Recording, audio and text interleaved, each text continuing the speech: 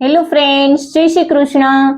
મિત્રો, આજે આપણે ભાઈ બહેનની એક વાત કરવાના છીએ જેમણે ઝવેરચંદ મેઘાણીએ પોતાના પુસ્તક સૌરાષ્ટ્રની રસધારમાં ઉલ્લેખિત કરેલ છે અને જેમનું શીર્ષક છે ભાઈ બહેન.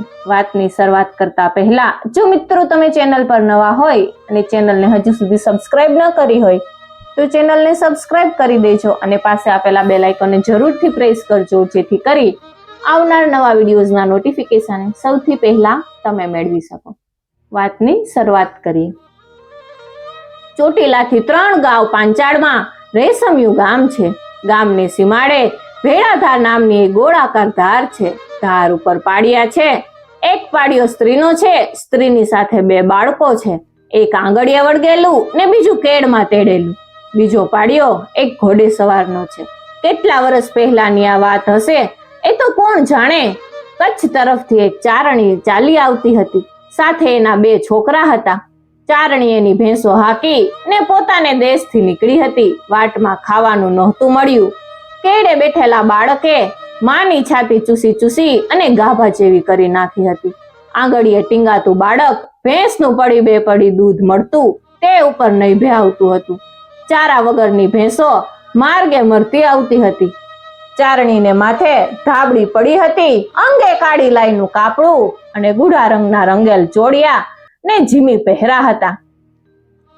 ડોકમાં સુરાપુરાનું પતરું, હાથમાં રૂપાના સરલ અને પગમાં દોરા જેવા પાતળી રૂપાના વડાની કાંબીઓ એ એનો દાગીનો હતો. એક તો ચારણ વરણની બાઈઓ કુદરતી જુદાસ રહે છે, તેમાં આ બાઈને તો સંસારના વશમાં વિતકોએ વધુ ઉદાસ કરી મૂકી હતી.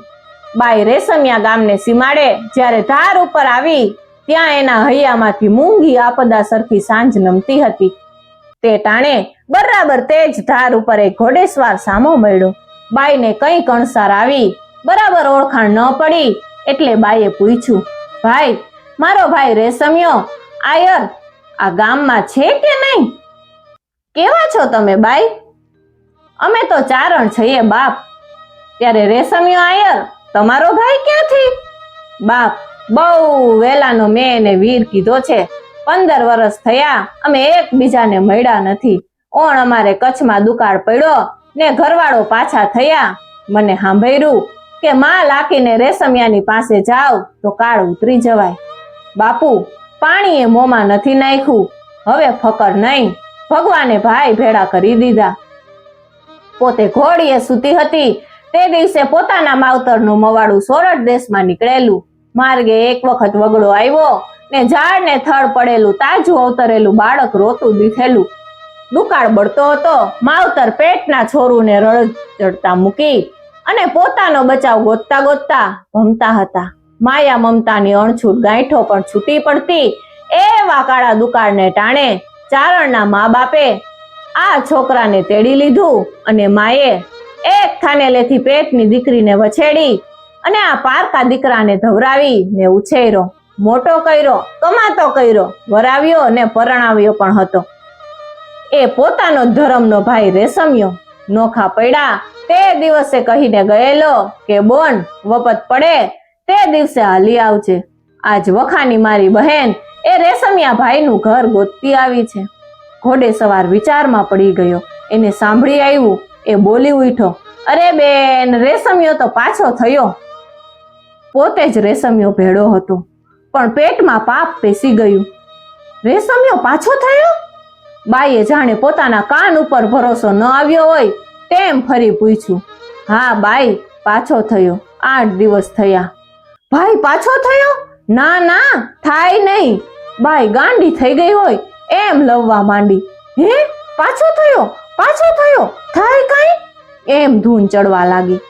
આંખો જાણે નીકળી પડતી હોય તેમ ડોળા ફાડી ને ચારણી આકાશને, ધરતીને અને ઝાડ પાનને પૂછવા લાગી કે મારો વીર પાછો થયો?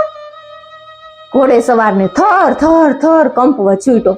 ઘણું મન થયું કે નાસી છૂટું, પણ ઘોડાની લગામ હલાવી કે ચલાવી ન સકાણી. ધરતી સાથે ઘોડાના ડાબલા જાણે જડાઈ ગયા. પગમાં બનેલી ચારણીએ ઘૂમટો તાણી ને જોધાર આંસુ પાડતા પાડતા મરસિયા ઉપાડ્યા.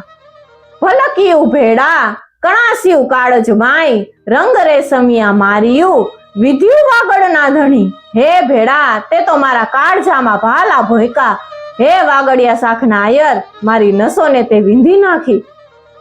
ઘોડા જેવો મારો ધણી મર્યો, મારા ઘર ભાંગી ગયા, વરસાદે પણ રડજાવ્યા, રખડી રખડીને હેરાન થઈ ગયા. ત્યાં જેની છેલ્લે આશા રહી હતી તે રેશમીએ પણ મને રોડી દીધી. મારે માથે કરજ હતું તે મારો ભાઈ રેશમિયો ચૂકવશે એમ આશા હતી. આ તો કરજ માથે રહી ગયું. ઘણા કાળ સુધી કઢારે અનાજ લઈ અને ખાધું, પણ આજ તો મારા છોકરાને લેણદારો બાણ કરી ગયા છે. આશા હતી કે રેશમિયો ભેડો મારો ભાઈ છે તેથી દુકાળ પાર ઉતરાવી દેશે. ત્યાં તો હે રેશમિયા, હે અમારા વિસામાં, તે અમારા જીવન પ્રવાસને માર્ગે જ અમને રજડાવ્યા. હે ભેડા, જેને આધારે અમે ઊભા હતા તે ડાળી જ ભાંગી પડી. હવે કર્મમાં કાળો દુકાળ જ રહ્યો છે. આ જાત જાતની રૂપાળી ગાયોના ઘણ રેઢા ચાલ્યા આવે છે. કારણ કે આ જે હાંકનારા ગોવાળ નથી, ગોવાળ વિનાની ગાયો ભાંભરતી જાય છે. જેમ જેમ મરસિયા કહેવાતા ગયા તેમ તેમ રેશમિયો ઘોડેસવાર પથ્થર બનવા લાગ્યો. ઘોડાના ડાબલા થીજી ગયા, ઘોડાની આખી કાયા કઠણ કાળા મીંઢ જેવી બની ગઈ. ઉપર બેઠેલ અવસારનું લોહી થંભી ગયું છાતી સુધી.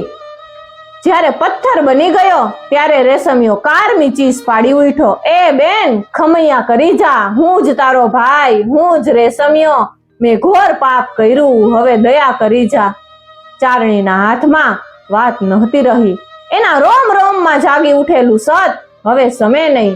એના હાથમાંથી તીર છૂટી ગયું હતું ને બોલી, હે ભાઈ ભેડા, કપાસના છોડમાંથી કપાસ વીણાઈ ગયો હોય, ખેતર કોઈએ ભેડી દીધું હોય તો ફરી પાણી પાય ને આપણે એને કોડવી શકીએ. ફરી વાર એને કપાસનો ફાલ આવે, પણ કપાસના છોડની સાંઠી સુકાઈ ગયા પછી એમાંથી રસ જ નીકળી જાય, ત્યારે એને પાણી પાવું નકામું. એ રીતે હે વીર, તારા જીવનની સાઠી જ સુકાઈ ગઈ. એટલું બધું કૂળું તારામાં વ્યાપી ગયું કે હવે ફરી વાર એમાં પ્રાણ ન મૂકી શકાય.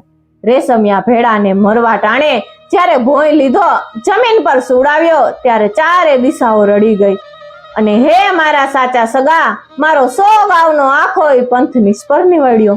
હે મારા ભાઈ રેશમિયા, મારી આંખમાં અમૃત રહ્યું હોય તો મરતાને એકવાર એ દ્રષ્ટિનું અમૃત છાંટી અને જીવતો કરીએ.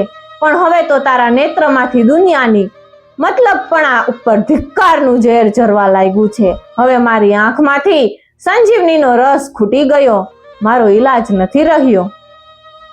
હે રેશમિયા ભાઈ, તું જ સમ વહાણ મારે જાણે કે જીવતરને મધદરિયે ભાંગી પડ્યું. મારું પિંડ પણ હવે પાષાણ બની ગયું. હવે મારા અંતરમાં રસ ન રહ્યા. હે ભાઈ ભેડા, જેમ કોઈ પશુને એના ટોળામાંથી વિખૂટું પાડતા એ વેદનાની ચીસો પાડે છે, તેમ આજ હું એ તું વિહોણી થતા પોકારું છું. તે મારા કાળજાની કોર કાપી નાખી. હું એકલા પશુ જેવી ભાંભરતી જ રહી. આખો અસવાર નિર્જીવ પથ્થર બની ગયો. ચારણી પણ છોકરા પાસે પથ્થરની મૂર્તિ બની ગઈ અને ભેંસો એ સાંજને ટાણે ધાર ઉપર એકલી ભાંભરતી રહી. મિત્રો, વિડીયો બનાવવાનો ઈરાદો કોઈ પણ વ્યક્તિ, જ્ઞાતિ, જાતિ કે ધર્મને ઠેસ પહોંચાડવાનો કે કોઈનું આડું બોલવાનો નથી, પરંતુ આ વિસરી રહેલી લોકવાર્તા, લોકકથા, લોક સાહિત્યની વાતોને લોકો સુધી પહોંચાડવાનો છે. Thank you for watching.